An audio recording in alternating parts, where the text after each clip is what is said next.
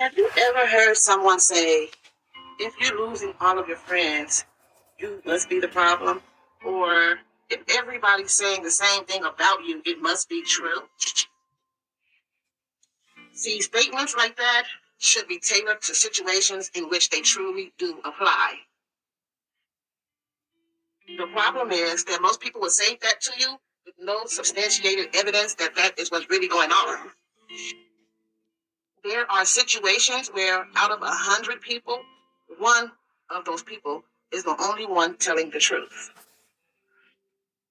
And the other 99 people have all fallen for the same lie, and they are all in some way, shape, or form pushing the same narrative.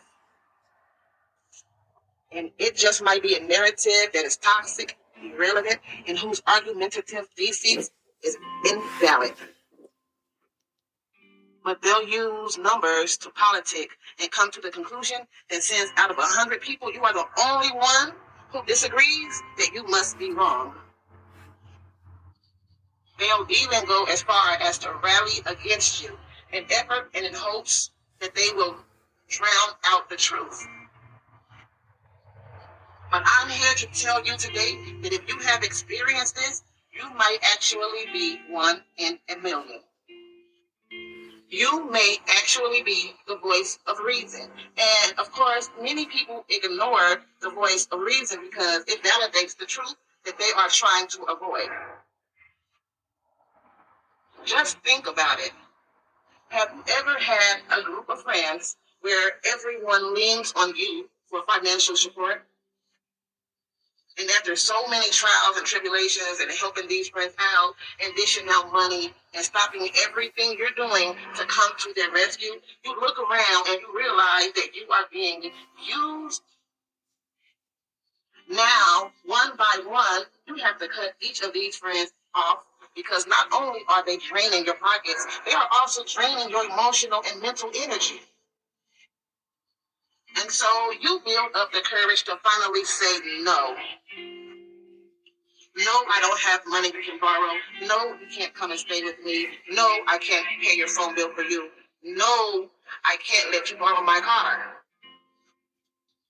Before you know it, all of these people who you once called a friend are now looking at you with a shit face. They're getting together and talking about how you had an attitude, how you're not answering their phone calls no more. They're talking about how you've changed and now you're acting funny.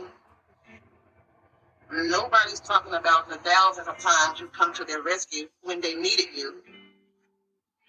But they're all getting together in cohesion to talk about that one time that you said no. And they all come to the conclusion that you're acting funny because you got this new job. You're acting funny because you got this new house. And the next thing you know, you've been ostracized from your friendship circle. Now, an outsider looking in, or maybe someone with a personal vendetta of their own, might say to you, well, hey, if all of your friends are saying that you're acting funny and you've changed, then maybe they're right. Not everybody's going to tell the same lie. But see, people who make comments like that, they overlook the fact that people like you, who are giving, kind-hearted, generous, caring, and supportive, they usually attract people who are users. So that saying that goes, you are what you attract, that's another false narrative that people are pushing. A lot of times we attract the opposite.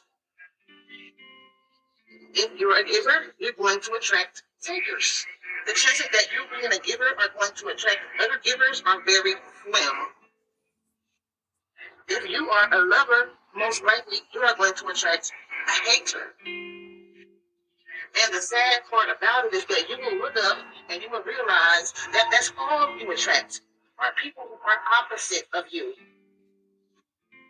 And so you're going to stand out like a sore thumb because you're not built to be a hater. You're not built to be a taker. You're not built to be a user, and you're not built toxic.